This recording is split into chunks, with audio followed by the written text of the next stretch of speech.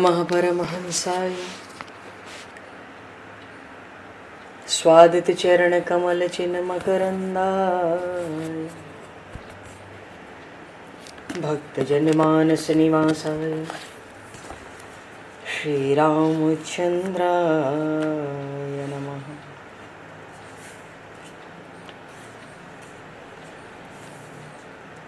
वंदे विदेहतनया पदपुंडरीकं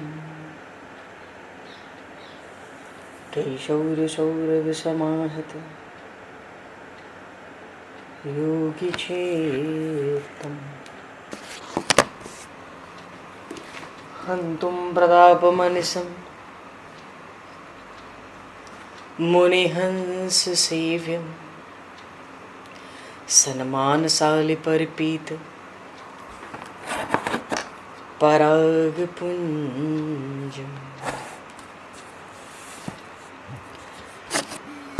यत्र यत्र रघुनाथकीर्तनं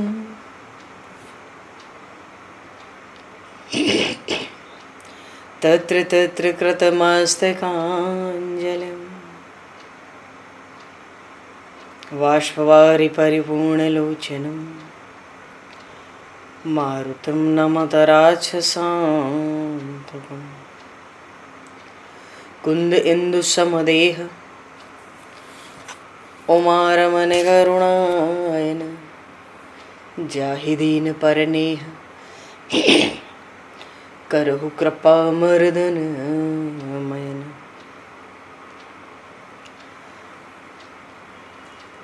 प्रहलाद नारद पराशर पुंडरीक व्यासे अम्बरीश शुक शौनक भीष्म दालभान रुक्मांगद अर्जुन वशिष्ठ विभीषणादीन एतानहं परम भागवतान् नमामि।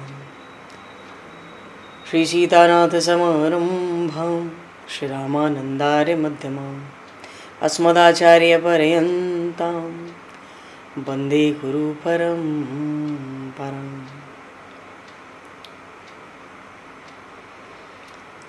वर्णानामर्थ संज्ञानां रसानां छन्दसामपि मंगलानां च कर्तारो वन्दे वाणी विनायकौ।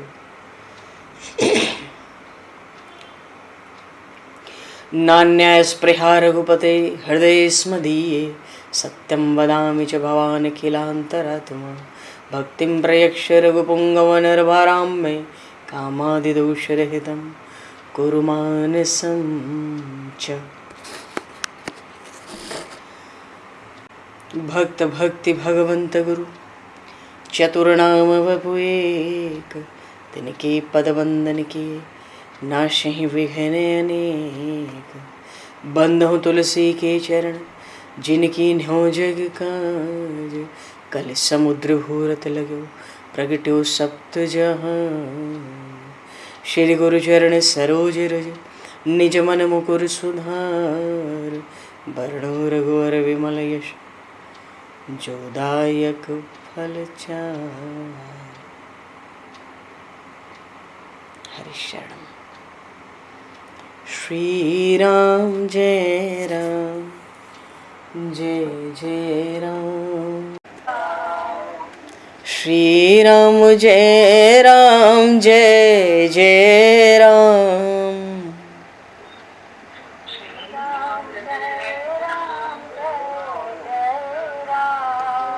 श्री राम जय राम जय जय राम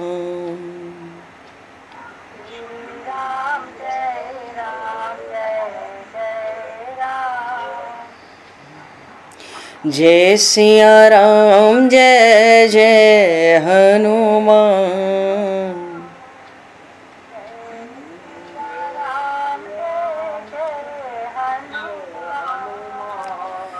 श्री गुरु रामानंद भगवान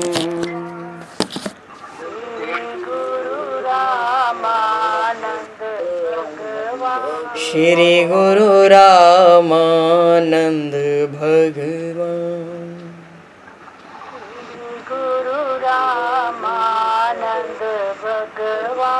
श्री राम जय राम जय जय राम। श्री राम जय जय राम। जय सिया राम जय जय सिया राम।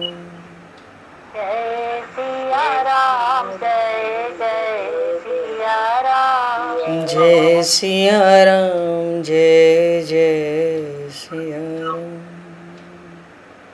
जय सिया राम जय जय सिया राम। बोली सियावर रामचंद्र भगवान की जय।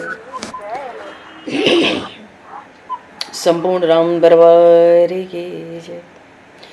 श्री अवध मिथिला धाम की जय। श्री बांके बिहारी लाल की जय। 84 कोस ब्रजमंडल धाम की जय। श्री रामचरितमानस जी महाराज की जय। श्रीमन्नाम महाराज की जय। श्री पंडरीनाथ भगवान की जय। कली पावन अवतार गोस्वामी तुलसीदास जी महाराज की जय। सब संतन की जय, सब भक्तन की जय, समस्त वैष्णवन की जय, समस्त पूर्वाचार्य चरणन की जय, समस्त संप्रदाचार्यन की जय। श्री सद्गुरुदेव भगवान की जय।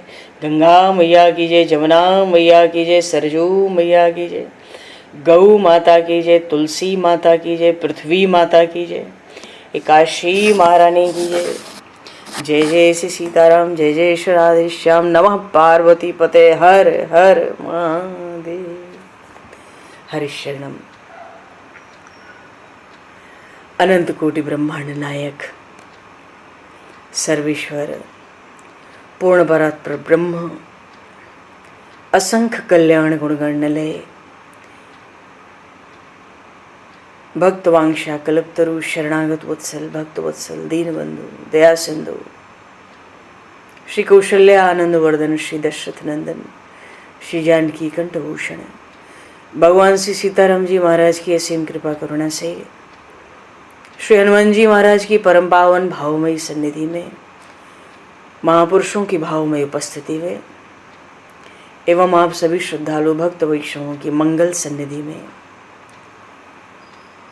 मानव जीवन का सर्वोत्कृष्ट फल भगवत गुणगान भगवत कथा का आनंद हम सभी श्री राम कथा के माध्यम से प्राप्त करने जा रहे हैं। सर्वप्रथम आप सभी भक्त जनों के श्री चरणों में भगवत भाव से सादर वंदन सादर नमन। आप सभी को यथा योग्य जय सिया राम, जय जय श्री राधे हरि श्याम, जय श्री राम।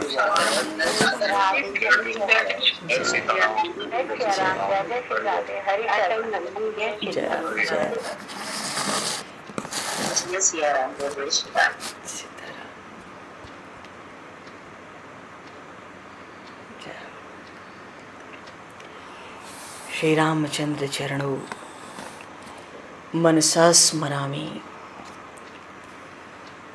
श्री रामचंद्र चरणों वचसा गृणामि।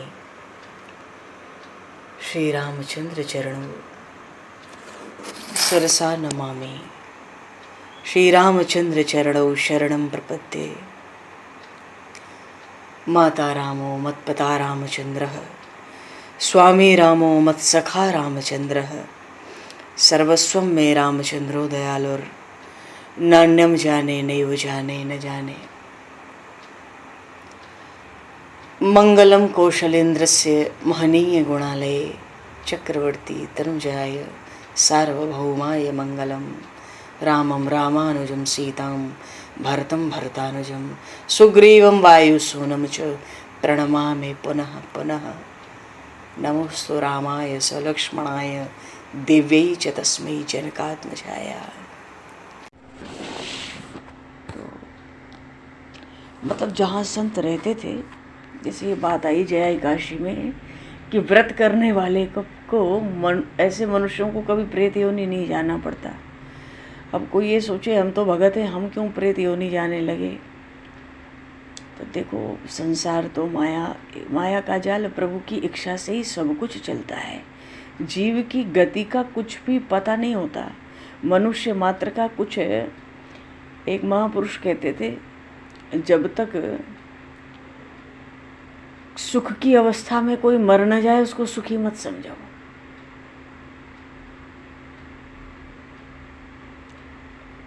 महात्मा रहते हुए जब तक कोई मर न जाए उसको महात्मा भी मत समझो।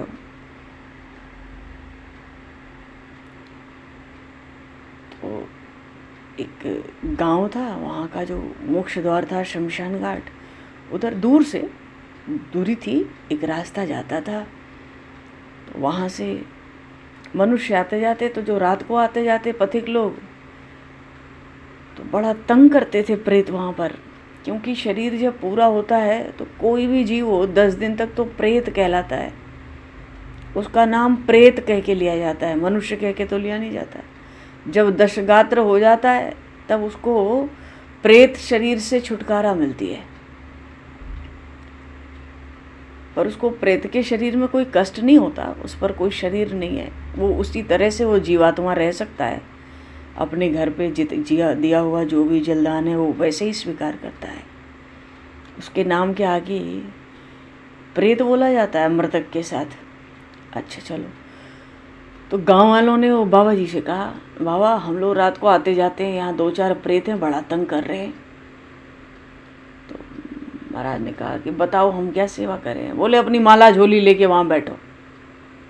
चलो ठीक है, और देखो कुछ उपाय बने, वो आएंगे जरूर, वो रहते हैं, बहुत चक्कर पड़ रहा है हम लोगों को, तो उनको फटकार लगा के यहाँ से भगा देना, कुछ उपाय करना। बोले चलो देखें तो कोई है नहीं है। महात्मा जी आए, माला झोली लेके पेड़ के नीचे बैठे, भोगराग प्रभु को पधराया, स्वयं प्रसादी पाई, आ गए, जल्दी आ गए, उनको देर से क्या आना है। बैठ के अपने नाम जप में लगे हुए थे। जब 1:30-2 बजा, 1:30 बज गए, तो वही वहाँ तो बड़ा विचित्र नाच गाना चल रहा था। ऐसा दृश्य तो उन्होंने देखा ही नहीं था। वो सोचे ये क्या है। उन्होंने जोर से माला झोली पकड़ ली। बात तो ठीक है, वो तो कहते थे 2-4 प्रेत है, मुझे तो यहाँ सैकड़ों दिखते हैं नाचते गाते। तो उनका जो प्रधान था वो पास आया बाबा जी के, दूर खड़ा था। उसने दूर से कहा, बाबा जी यहाँ क्या कर रहे हो, आपका स्थान नहीं है, आप जाओ। बाबा जी उठो, आप यहाँ से जाओ। बाबा जी ने कहा तुम्हें जो करना है करो। माला तुलसी की जोर से पकड़ रखी थी भीतर, जो करना है करो, हमको कोई कष्ट नहीं है और तुमको हमसे कष्ट नहीं है, हमें बैठे रहने दो। बाबा जी ने सोचा चलो ठीक है, एक रात यही तमाशा देखें। तो उसने कहा कि आग्रह किया, बाबा जी उठे नहीं। बाबा जी ने पूछा तुम हो कौन, पहले ये तो बताओ। उसने कहा मैं इन सब प्रेतों का, ये सब भूत प्रेत दोनों मिले हुए हैं, मैं इनका मुखिया हूँ। बाबा जी ने पूछा यहाँ इतना नाच गाना क्यों हो रहा है रात को, ये इतने लोग कहाँ से आए। तो उसने कहा कि कल मेरी बेटी की शादी है, उसके उत्सव में नाच गाना चल रहा है। बाबा जी को आश्चर्य हुआ, बोले तुम लोगों में भी शादी ब्याह होता है? बोले हाँ हो जाता है, ऐसे ही मान लेते, संग रह जाते। तो बोले कि अच्छा, पर उस जो मुखिया था उसने बाबा जी से कहा, एक प्रसंग स्मरण हो गया, ये जय काशी में लिखा है ना, मनुष्यों को कभी प्रेत योनि की प्राप्ति नहीं, तो स्मरण हो गया। उस मुखिया ने बाबा जी से कहा कि बात यह है कि जो मेरा दामाद होगा ना, वो कल मरने वाला है शाम तक, वो अभी मनुष्य है, कल शाम तक मर जाएगा। मरेगा तो वो तुरंत प्रेत बनेगा। ये तो सब आप जानते हो, भजन करते हो, सब पहले से निश्चित होता है। और जैसे ही मरेगा वो तो तुरंत प्रेत होगा, और दाह संस्कार होते होते पुष्टि हो जाएगी। बस अगली रात को, कल की रात को ब्याह है यहाँ पे। बाबा जी को आश्चर्य हुआ, इतनी जल्दी? तो बोले भाई जिसको प्रेत होना है उसके 10 दिन के 13 दिन के कर्म धर्म ज्यादा महत्व तो रखते नहीं, उसको तो प्रेत होना है। कमाल है। अगले दिन बाबा जी को बड़ी रुचि हुई, आज तो जाएंगे, आज तो ब्याह है, अभी तो ब्याह की तैयारी थी, अब तो ब्याह है। बाबा जी गए। अगले दिन तो वहाँ बड़ी उदासी थी। बोले क्या हुआ? वो आया, उसने बताया कि ऐसा है कि जो मरा था वो प्रेत नहीं बना, जिससे ब्याह होना था वो मर के प्रेत नहीं बना। तो बाबा जी ने कहा भाई प्रेत क्यों नहीं बना, क्या हो गया? तुमको तो निश्चित पता था कि वो प्रेत बनेगा और ब्याह करेंगे। उसने बताया कि मर तो गया था वो, पर मरने के पहले उसके घर से कोई गंगा जी नहाने गया था, और गंगा जी कोई नहाया, नहा के उसने गमछा उमछा अपना तौलिया निचोड़ा, और इसकी तबीयत तो खराब थी, अब तब हुआ था वो गंगा जी का भिगोया हुआ स्नान किया हुआ गमछा उसने इसके ऊपर डाल दिया। जब इसके ऊपर गमछा पड़ गया गंगा जी का, तो ये मरा नहीं, ये तो सीधे दिव्यलोक चला गया। इसको गंगा जी की रज का स्पर्श हो गया, उस गमछे में रेत थी गंगा जी की, इसके शरीर से स्पर्श हो गया, सो वो प्रेत नहीं बना। बोलिए श्री भक्त वत्सल भगवान की जय। चलो जी, हम लोग तो अपने प्रसंग की ओर चले, रात्रि में जागरण के समय देखेंगे। बोलिए श्यावर रामचंद्र भगवान की जय। हरि शरणम। पूर्व प्रसंग में भगवान श्री राम राम गीता श्रवण करा रहे थे।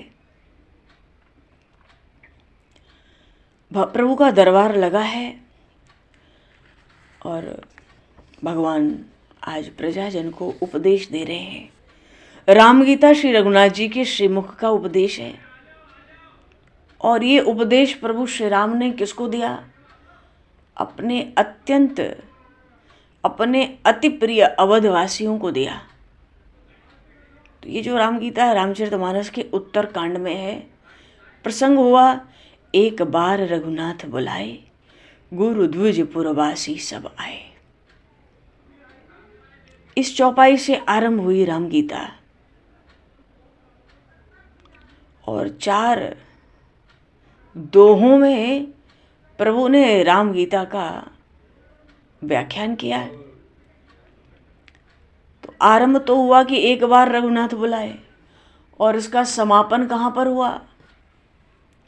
सुनत सुधासम बचन राम के, गहे सबन पद कृपा धाम के। मानो पीछे सबको बहुत आनंद हुआ सुनकर प्रभु की वाणी।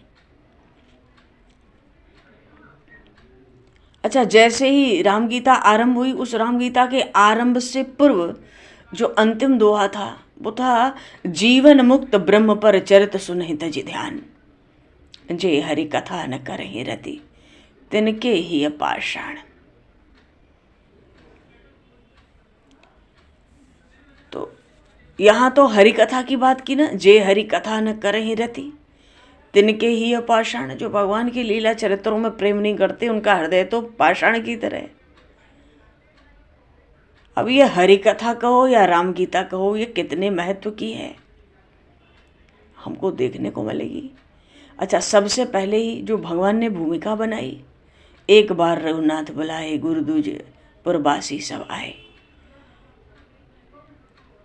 और सब बैठे, प्रभु बोले, और प्रभु कहते हैं, सोई सेवक प्रियतम मम सोई, कहा ना मम अनुशासन माने जोई। जो मेरी आज्ञा माने वही तो सेवक है, वही तो प्रियतम है। यहाँ जब राम गीता आरंभ हुई तो उसके पहले का देखो, एकदम बिल्कुल मिला जुला प्रसंग है। उसके पहले का दोहा था, जीवन मुक्त ब्रह्म पर चरित सुनहि तज ध्यान, और तुरंत राम गीता आरंभ हुई इसके बाद। और प्रभु सुनाने से पहले ही कह दिए, सोई सेवक प्रियतम मम सोई। यहाँ 6 चौपाइयाँ, उपदेश आरंभ करने से पहले प्रभु ने 6 चौपाई बोलकर मानो कोई भूमिका बनाई हो, भूमिका बांधी हो। जिस राम गीता को आरंभ करने से पूर्व प्रभु को 6 चौपाइयों में भूमिका बांधनी पड़े। और जे हरि कथा न करहि रति, तिनके ही पाषाण, ये भी बात कह दी थी राम गीता से पूर्व ही। मानो कुछ रहस्यपूर्ण ढंग से अपने उपदेश का प्रभु स्पष्टीकरण करेंगे। प्रभु ने यह भी कहा कि जो उपदेश दिया जाने वाला है उसमें ममता का लेश भी नहीं है, उसमें कोई अनीति या प्रभुत्व का कोई संबंध नहीं है। बल्कि सुनने वालों को इस बात की स्वतंत्रता है कि वो कहते समय उनको कोई भ्रम हो, शंका हो, तो निर्भय होकर रोक टोक कर दे। अच्छा, सुनने के पीछे जो बात पसंद आ जाए उसको ग्रहण ही कर ले। जो बात सुनने के बाद पसंद आवे, प्रभु कहते हैं उसी को ग्रहण करना।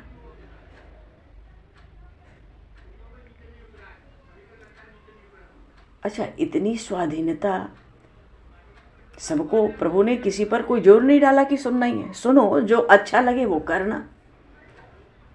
इतनी स्वाधीनता सबको प्राप्त थी। इतनी स्वाधीनता प्राप्त होने पर भी यदि कहीं कुछ ग्रहण हो जाए तो उसका लाभ इतना भारी है कि जो श्रोता है मानो जीव, और जो वक्ता है यहाँ भगवान, प्रभु ने पहले कह दिया वो जीव मेरा सबसे बढ़कर प्यारा होगा, वही उनका वास्तविक सेवक होगा। इतना औदार्य, प्रभु का इतना औदार्य। ये भी नहीं कहा कि मान लो, पर मान लोगे तो तुमसे प्यारा कोई नहीं है। सोई सेवक प्रियतम मम सोई, मम अनुशासन माने जोई। धन्य है इन दया सिंधु भगवान को, ऐसी भारी दया हृदय में। एक बार श्री रघुनाथ जी महाराज ने सार्वजनिक सभा, मानो जैसे आम दरबार होता है ना, उसमें सब अवधपुर वासी आने को मिला सबको। उस सभा में गुरु वशिष्ठ आदि के साथ द्विजों का भी मंडल था, श्री भरत आदि तीनों भाई भी हैं, विरक्त मुनिगण भी हैं। क्यों? क्योंकि ये एक आम दरबार लगा था। और पहले भी बताया गया था, राम राज्य के वर्णन में आया था कि कहूँ कहूँ सरिता तीर उदासी, बसहि ज्ञान रत मुनि सन्यासी। तो इस आम दरबार में प्रजा है, सरजू के तट पे बसे हैं, तो उनको भी तो आना है। आदेश तो वहां तक गया होगा ना, वो भी आए। मानो विरक्त मुनिगण साधु सन्यासी भी थे, और जितने गृहस्थाश्रमी थे, सज्जन हैं, प्रजागण हैं, वो आके सब अपने स्थान पर बैठे थे। और प्रभु श्री रघुनाथ जी तो अपने भक्तों का भय दूर करने वाले हैं ना, आदेश करना आरंभ किया। क्या कहते हैं प्रभु? हे पुरवासी जनों, आप लोग मेरे वचन सुनिए। बोले वचन भगत भवभंजन, आप लोग मेरी बात सुनिए। मैं जो कुछ कहता हूं उसमें मेरी कोई ममता नहीं। इसका भाव ये है कि आप लोग मेरी बातों को मेरी प्रसन्नता के लिए खामखाम मत मान लेना। इसमें मेरा कोई आग्रह नहीं है कि मेरी प्रसन्नता के लिए मानो। अगर मानना हो, ग्रहण करना हो, तो अपने बुद्धि विवेक से ग्रहण करना।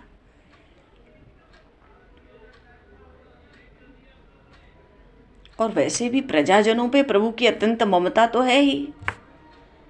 अवध की महिमा जब प्रभु ने सुनाई, जब अवध की महिमा गोस्वामी जी ने गाई, वहां पर कहा ममता जिन पर प्रभु ही न थोरी। प्रभु की ममता बहुत है अवधवासियों पे, फिर भी प्रभु कहते हैं कि इसमें मेरी ममता मत मान लेना। कछऊ न कहूँ न कछु ममता उर आनी। हृदय में ममता लाके नहीं कहता हूं, पर हृदय में प्रभु की ममता अवधवासियों पर है।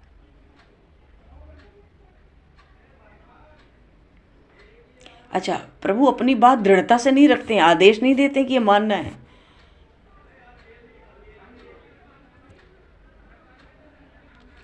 प्रभु इस भाव से कुछ नहीं कहेंगे। प्रभु कहते हैं मैं इस भाव से कुछ नहीं कहूंगा कि आप लोग उसे राजाज्ञा समझकर माने। मेरे वचनों में प्रभुता का कोई संबंध नहीं है, न ममता है और न प्रभुता है राजा की।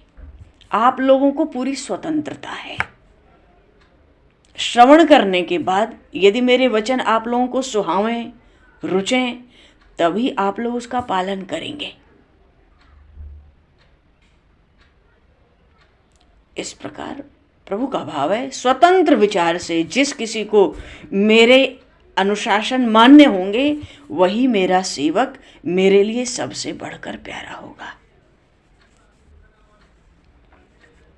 अब प्रभु ने यह भी कहा कि हे पुरवासी भाइयों, यदि मेरे भाषण में कुछ अनीति जान पड़े तो आप लोग निडर होकर मुझे रोक दें। मैं आप लोगों को इस बात का पूरा अधिकार देता हूं। अच्छा, भाई कह के प्रभु ने भाई तो कभी कहा ही नहीं। जो अनीति कछु भाखों भाई, तो मोहि बरजहु भय बिसराई। प्रभु ने यहाँ पर इस बात को कहने में भाई का संबोधन किया, कितना मधुर है। और भाई कहते ही सबको निर्भय कर दिया, जहाँ कुछ गलत लगे हमें रोक देना, टोक देना। और राजाज्ञा मानकर स्वीकार नहीं करना, अपने बुद्धि विवेक से स्वीकार करना, अपना विचार करके। हाँ, स्वीकार करोगे तो तुम मेरे सेवक होगे, सबसे बड़े प्यारे होगे।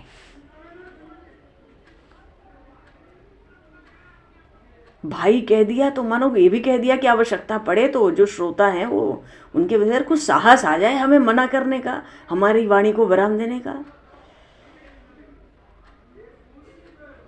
अच्छा, बात यह है कि जीव मात्र के सच्चे कल्याण का जो पारमार्थिक उपदेश है उसको ग्रहण करने के लिए जब तक श्रोताओं को स्वतंत्रता और श्रद्धा से श्रवण न कराया जाए, मनन निधिध्यासन का अवसर न दिया जाए, तो सभी के, हर जीव के हृदय में कुछ न कुछ संकोच रहता है, भय रहता है, आशा लगी रहती है। जो उपदेश हृदय में आता है तभी तो वो स्थायी होगा, नहीं तो नहीं होगा ना।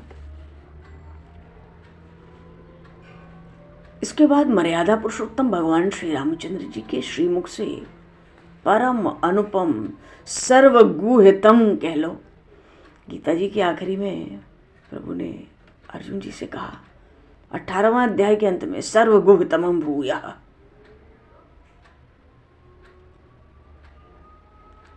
यहाँ भी प्रभु के मुख से जो ज्ञान प्रकट हुआ, उपदेश प्रकट हुआ, ज्ञान नहीं उपदेश, वो परम अनुपम सर्वगुह्यतम वचन आरंभ होते हैं।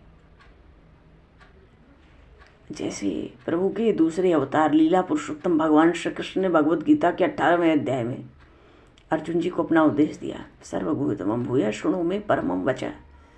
प्रभु ने भी यहाँ सर्वगुह्यतमं वचन ही कहे हैं। और ये जो श्लोक है ना, सर्वगुह्यतमं भूयः शृणु मे परमं वचः, ये चरम मंत्र के रूप में प्रदान किया था अर्जुन जी को। एक परम मंत्र होता है और एक चरम मंत्र होता है। ये चरम मंत्र है गीता जी का, सर्वगुह्यतमं भूयः शृणु मे परमं वचः। और यहाँ पर भगवान श्री रघुनाथ जी महाराज परम हित करने वाली अपने उस उपदेश के श्रवण के लिए सभा में एकत्रित हुए सब गृहस्थ आश्रमियों को, सब विरक्तों को और समस्त पुरवासियों को। ऐसा उपदेश सहज नहीं होता है जहाँ साधु सन्यासी भी बैठे हों, गृहस्थ भी बैठे हों और घर के लोग भी बैठे हों, सहज नहीं होता। प्रभु ने जब आरंभ किया तो बड़े भाग मानुष तन पावा, सुर दुर्लभ सब ग्रंथ ही गावा। साधन धाम मोक्ष कर द्वारा, पाई न जही पर लोक समारा, सो परत्र दुख पावई। सिर थुन थुन पछताए, काल ही कर्म ही ईश्वर ही मिथ्या दोष लगाए। कैसा सुंदर बोलते हैं। हे सज्जन वृंदों, आप लोगों ने बड़े भाग्य से ये मनुष्य शरीर पाया है। 6 शास्त्रों में कहा गया है कि मनुष्य योनि बड़े महत्व की है। मानव शरीर देवताओं को भी दुर्लभ है। क्यों? साधन की योनि है। साधन योनि ये मनुष्य शरीर ही है। देव योनि में साधन नहीं होता, वहां केवल पुण्य कर्मों का भोग होता है। इसलिए देवताओं को भी यही अभिलाषा रहती है कि यदि उन्हें मनुष्य योनि मिल जाती तो वे उचित साधनाओं के द्वारा अपने जन्म मरण के बंधन को छिन्न भिन्न कर डालते और मोक्ष प्राप्त कर लेते, क्योंकि मोक्ष का द्वार एकमात्र ये मनुष्य का शरीर है। नरक स्वर्ग अपवर्ग निसेनी, ज्ञान विराग भगति शुभ देनी, यही तो है। इसी के द्वारा सारी साधनाएं हो सकती हैं।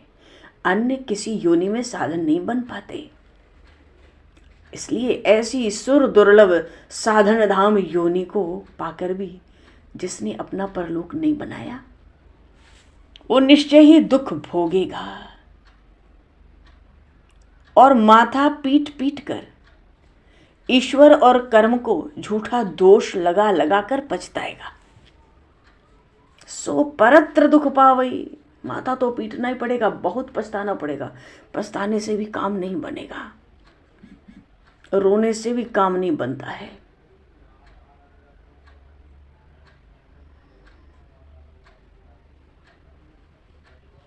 अच्छा, अगर ऐसी ही बात थी तो अयोध्या कांड में माँ कैकेयी के प्रति इन्हीं श्री रघुनाथ जी के श्रीमुख के वचन दूसरी तरह के क्यों आए?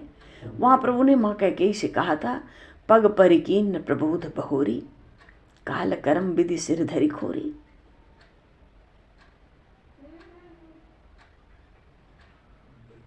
वनवास के प्रसंग में तो माँ कैकेयी के संकोच को दूर करने के लिए प्रभु ने कहा, माता इसमें किसी का कोई दोष नहीं है, काल कर्म विधाता उसी के ऊपर दोष जाता है। बार बार चरण पकड़ के प्रभु समझाते थे। बात क्या है कि देखो, एक होता है देही और एक होता है देह। देही का अर्थ हुआ आत्मा, देह हुआ शरीर। ये तो दो पदार्थ है ना। तो शरीर के जितने संबंध और व्यवहार हैं उनसे काल कर्म ईश्वर का संबंध अवश्य ही है। शरीर के जितने संबंध हैं काल के अनुसार, कर्म के अनुसार, ईश्वर की आज्ञा के अनुसार शरीर को सुख दुख का प्रारब्ध भोगना ही पड़ता है। उसमें वो शरीर स्वतंत्र नहीं है, परतंत्र है। इसी दृष्टि से अयोध्या कांड में जो मनुष्य के अनुसार सुख दुख भोग विषयक जो कर्म कहे गए, ये बातें वहां पर माँ कैकेयी को इसलिए प्रभु ने समझाई थी। पर यहाँ पर बात क्या है? यहाँ बात यह है कि जीवात्मा को परलोक साधन के जो क्रियमाण कर्मों का काल है ना, क्रियमाण कर्मों में जो काल कर्म ईश्वर है वो बाधा नहीं पहुंचाते। अगर परलोक के लिए साधन किया जा रहा है, उस साधन में उन कर्मों में काल कर्म ईश्वर बाधा नहीं देते। पर शरीर के जो सुख दुख हैं वो काल कर्म और ईश्वर की आज्ञा के अनुसार शरीर को प्रारब्ध के कारण मिलते हैं, भोगने पड़ते हैं। यही कारण है यहाँ पे। ये तो जीव का ही अपराध है कि कर्म करने की स्वतंत्रता पाकर भी वो उत्तम कर्म भगवान के लिए कर्म नहीं करता, इसलिए जीव परम लाभ से वंचित रह जाता है। इसी बात को लक्ष्य में रखकर अब कोई कहे, कोई खूब भजन करता हो और उसका पड़ोसी कहे, भाई तुम खूब भजन करते हो, हमसे तो भजन नहीं होता, भगवान ने हमारे कर्म में लिखा नहीं। तो भजन प्रारब्ध से नहीं होता, भजन गरज से होती है। जिसको जैसी जितनी गरज होती है वो भजन करता है। भजन करना प्रारब्ध में नहीं लिखा होता है, ये एक नया कर्म है। और जब परलोक को बनाने के लिए कर्म किए जाते हैं, भगवदर्थ कर्म, उसमें काल कर्म ईश्वर कोई बाधा नहीं डालते। पर शरीर से जो कर्म संबंध है उनमें ये उनके तो वशीभूत है, शरीर स्वतंत्र नहीं है। तो जब लक्ष्य नहीं मिलता है तो वो सोचते हैं कि भाई जैसे संसार के हर सुख दुख का दोष हम मढ़ देते थे काल कर्म और ईश्वर पे, तो भजन नहीं हुआ तो भी मढ़ देंगे, हमारा समय ऐसा था, हमारे कर्म ऐसे थे, हमारे ऊपर ईश्वर की कृपा ही नहीं हुई कि हम कभी भजन करते। वो तो इन्हीं को दोष लगाते हैं। तो दोनों स्थान पे जो बात आई वो सही आई है रामचरितमानस। अच्छा, श्री रघुनाथ जी महाराज आगे कहते हैं, एहि तन कर फल विषय न भाई, स्वर्ग स्वल्प अंत दुखदाई। नर तन पाए विषय मन देहि, पलट सुधाते सठ विष लेहि। ताहि कबहु भल कहहि न कोई, गुंजा ग्रसई गुंजा ग्रहई परस मन खोई। आकर चारे लक्ष्य 84 जीव, जो निभ्रमत यह जीव अविनाशी। और फिर सदा माया कर प्रेरा, काल कर्म स्वभाव गुण घेरा। जब त्राही त्राही हो जाए तो कबहु करी करुणा नर देहि, देत ईश बिनु हेतु सनेही। नर तनु भव बारिद कहु बोरो, सन्मुख मरुत अनुग्रह मेरो। कर्णधार सदगुरु दृढ़ नावा, दुर्लभ साज सुलभ करि पावा। जो न तरह भव सागर, नर समाज अस पाए। सोकृत निंदक मंद मति, आत्मा हन गति जाए। प्रभु कहते हैं, भाइयों भाइयों क्यों, एहि तन कर फल विषय न भाई। बिल्कुल सबको निर्भय बना रहे हैं। प्रभु नहीं चाहते कि ये जो बात मैं जो उपदेश देना चाहता हूँ उसको कोई राजाज्ञा समझे। सबको बड़ा सरल सहज रहने देते हैं। अरे भाइयों, इस मनुष्य तन की प्राप्ति का फल संसार के विषय भोग नहीं है। अब सांसारिक विषय भोग की बात कौन कहे, स्वर्ग आदि के विषय सुख भी एक तो सीमित होते हैं, दूसरे अंत में दुखदायी होते हैं। सीमित क्यों होते हैं? स्वर्ग आदि देवों के जो सुख हैं वो सीमित क्यों हैं? क्योंकि वो पुण्य का फल है। एक सीमित जीवन में सबकी आयु निश्चित है, कुछ न कुछ सीमित जीवन में जो पुण्य होता है वो भी सीमित होता है। जब उस सीमित पुण्य का फल भोग लेते हैं तो फिर यहीं आना पड़ता है, और बहुत बुरी हालत में देवता आते हैं पृथ्वी पर। इसलिए प्रभु ने कहा एक तो टिकते नहीं है, स्वर्ग स्वल्प थोड़े समय का होता है, और अंत दुखदायी, और जब आते हैं तो बड़े दुख से आते हैं। ये नहीं कि स्वर्ग के राजा थे तो फिर अब ये जा रहे हैं मनुष्य लोक में तो फिर इनको बड़े आदर सत्कार से बढ़िया ले चलो बाजे, ये नहीं होता है। सब विमानों से गिराए जाते हैं। आकाश में तारे टूटते हैं ना, शास्त्रों पुराणों में लिखा है। उस समय आकाश से पुण्यात्मा जीव देवलोकों से गिरता है, हाय हाय होती है। इसलिए कि प्रभु भजन में लगो, देखो देव बन के भी क्या स्थिति है। इसलिए प्रभु ने कहा स्वर्गौ स्वल्प थोड़े समय का होता है, और अंत दुखदाई, बहुत दुखदाई अंत होता है। अच्छा, स्वर्ग में देवलोकों में भी दो झगड़े हैं। वहाँ भी नाश का डर रहता है, झगड़ा रहता है। जैसे यहाँ चीज़ें नष्ट होती हैं वहाँ भी देवलोकों में भी नष्ट होती हैं। हर कोई वहाँ भी बढ़ाना चाहता है, वृद्धि का विकार भी वहाँ है, क्षय भी वहाँ है। वहाँ पर भी जीव एक दूसरे को अपने से अधिक सुखी देखकर डाह से जलते रहते हैं, और जब पुण्य समाप्त हो जाता है वहाँ से गिर के मृत्युलोक में गिर पड़ते हैं। क्षीणे पुण्य मृत्युलोकम विशंति, गीता जी में लिखा है 9वें अध्याय में, क्षीणे पुण्य मर्त्यलोकम विशंति। जहाँ पुण्य समाप्त हुआ चलो फिर मनुष्य का शरीर पाकर, प्रभु कह रहे हैं इसलिए मनुष्य का शरीर पाकर जो विषयों में मन लगाते हैं, अरे वो मूर्ख हैं। वे मूर्ख अमृत को देकर बदले में विष ले ले रहे हैं। मूर्ख क्यों है? पुण्य कर्म करके उसका अच्छा अच्छा फल भोग चाहते हैं मरने के बाद, और जीते जी भी सुखों में लगे रहते हैं। संसार के सुखों को ही अपना वास्तविक सुख मान लेते हैं।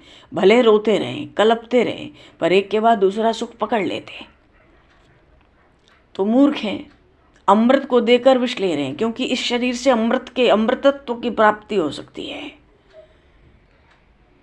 तो भगवान कहते हैं क्या उन मनुष्यों को कोई भला कह सकता है जिसको पारसमणि तो प्राप्त हो जाए, हाथ से फेंक दे और कांच के टुकड़े उठा ले? क्या उसको कोई भला कहेगा?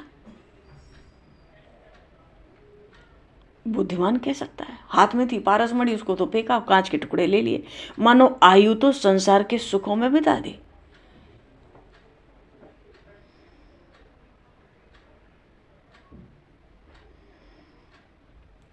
अच्छा, यहाँ भी एक बात हो गई। प्रभु ने दो दो उपमाएं ले ली है, तो दो उपमा देने की एक साथ क्या आवश्यकता थी? प्रभु की वाणी ही इतनी गंभीर होती है। दोनों उपमा ली कि सुधा के अमृत के बदले में विष लेने की बात कह दी, और पारसमणि के बदले कांच के टुकड़े ग्रहण करने की बात कर दी। दो क्यों?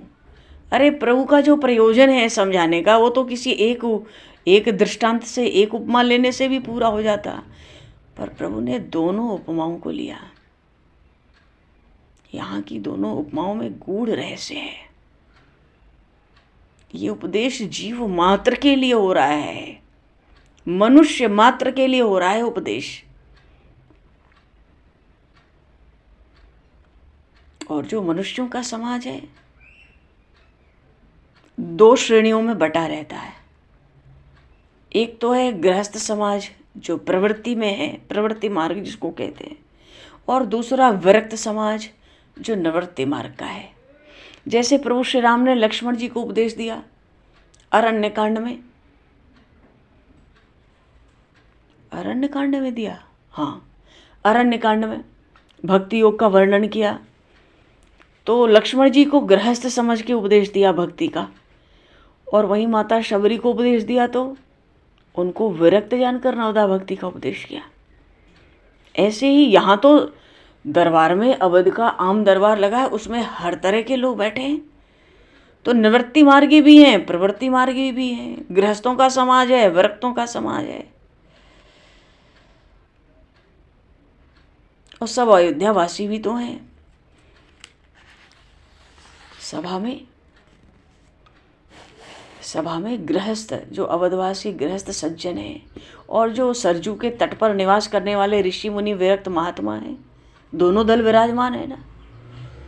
इसलिए अमृत को पलटकर विष लेने की पहली उपमा दी, पहली उपमा प्रभु ने दी, पलट सुधाते सठ विष लेहि। अमृत मिला है उसको तो त्याग देते हैं और उसके बदले विष ले लेते हैं। पहली उपमा यह है प्रवृत्ति मार्गों के लिए। ये बात बिल्कुल स्पष्ट भी है, क्योंकि प्रभु ने कहा ना, नर तन पाए विषय मन देई। तो सन्यासी महात्मा तो विषय में मन नहीं देगा ना, विरक्त विषय में मन नहीं देगा। और स्पष्ट कर दिया कि ये जो पलट सुधाते शठ विष लेहि, ये बात प्रवृत्ति मार्गों के लिए है, उनके लिए है जो स्वरूप से कर्मों का त्याग जिनके लिए उचित नहीं होता, कह लो असंभव सा है, कर्मों का त्याग वो नहीं कर सकते। हाँ, मन से त्याग करना चाहिए, जो भी संभव हो। प्रभु ने स्पष्ट किया, गृहस्थों को भी प्रवृत्ति मार्ग में जो है उनको मन से त्याग करना चाहिए, स्वरूप से त्याग नहीं कर सकते वो अपने धर्म में। भाव ये है कि जो प्रवृत्ति मार्ग में है, गृहस्थ आश्रम को दृढ़ निष्ठा के साथ ये निश्चय करके रख लेना चाहिए कि हम, हमारा सारा परिवार, धन, हमारे लोग, ये सब कुछ, यहाँ तक कि ये संपूर्ण जगत सब भगवान का ही है, और हम श्री भगवान की आज्ञा से यहाँ सबके साथ उचित व्यवहार करने के लिए सेवक नियुक्त किए गए हैं। जैसे हमारे पूर्वज अपनी अपनी आयु पूरी करके चले गए, वैसे ही हम भी अपनी आयु पूरी करके इनसे अलग हो जाएंगे। इसलिए कोई भी हमारे नहीं है, सब भगवान के ही है।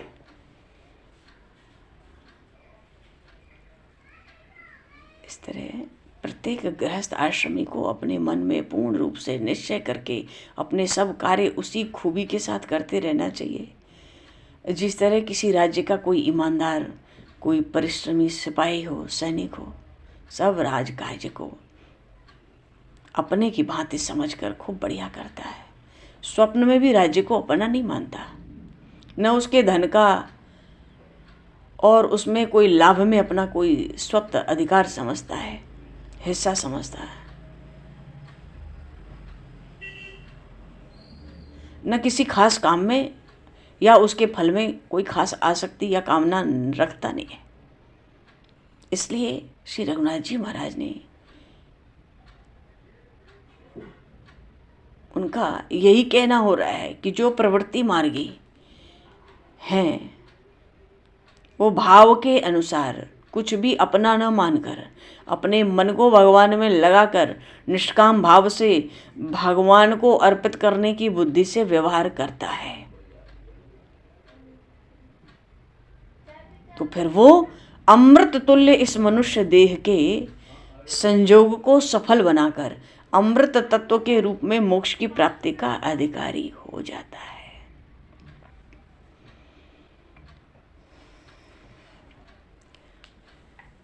मानो सबको अपना मानकर अपने को भी सबका कर्ता भोक्ता निश्चित करके विषयासक्ति जो है, विषयासक्त मन से विषयों में ही रमे रहते हैं, वो तो सठ हैं। ये भी कह दिया प्रभु ने, वो सठ हैं जो अपने को ही कर्ता धर्ता मानते हैं, सब कुछ अपने ही मानते हैं, विषयों के सुख में आसक्त रहते हैं, मन में विषय ही बसे रहते हैं।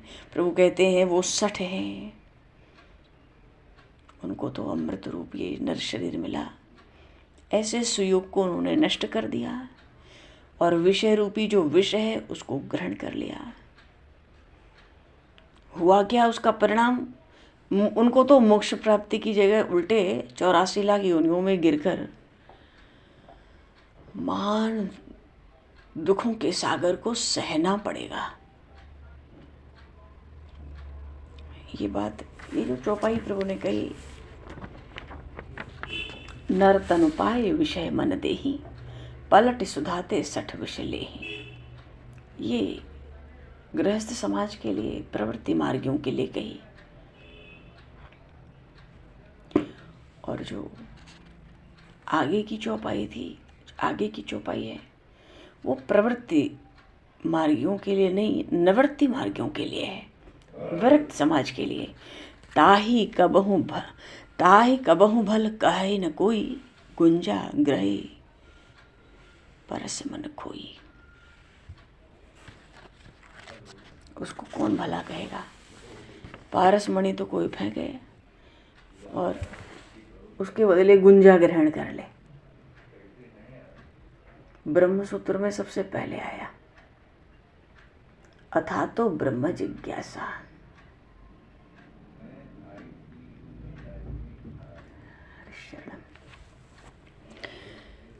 बोली श्री राघवेंद्र सरकार की जय।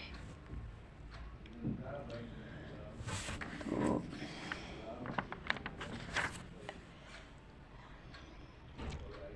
क्षणे पुणे मर्त्य लोकम विशंति।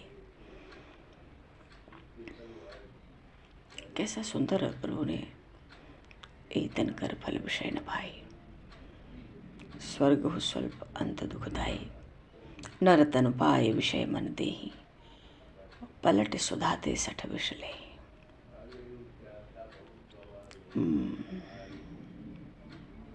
बोलिए सियावर रामचंद्र की जय। चलो जी, अब रात्रि को जागरण में मिलेंगे। समय को भी देखते हुए वाणी को विराम दिया जाए। अब विरक्त समाज का उपदेश आगे के प्रसंग में। बोली काशी महारानी की जय। जागरण में थोड़ा भागवत जी का भी स्मरण करेंगे हम लोग, कथन श्रवण करेंगे। हरे शरणम। राम राजा सरकार की जय। तो भगवान दो पल प्रभु का नाम बोलकर वाणी को विराम दिया जाए।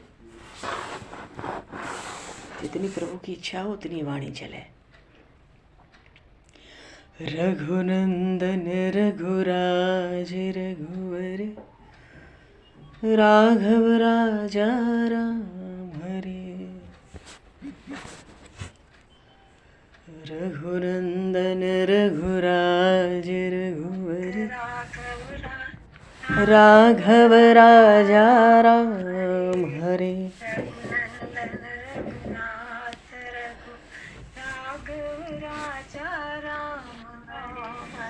राम हरे रघुनाथ हरे,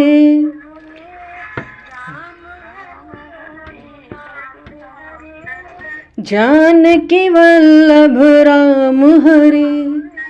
रघुनंदन रघुराज रघुवर, राघव राजा राम हरे।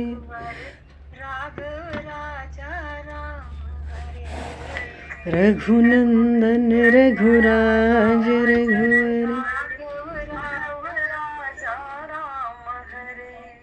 रघुनंदन रघुराज रघुवर, राघव राजा राम हरे। धन रघुराज रघुवर,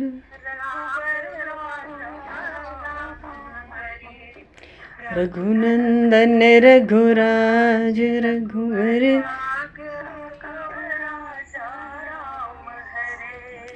रघुनंदन रघुराज।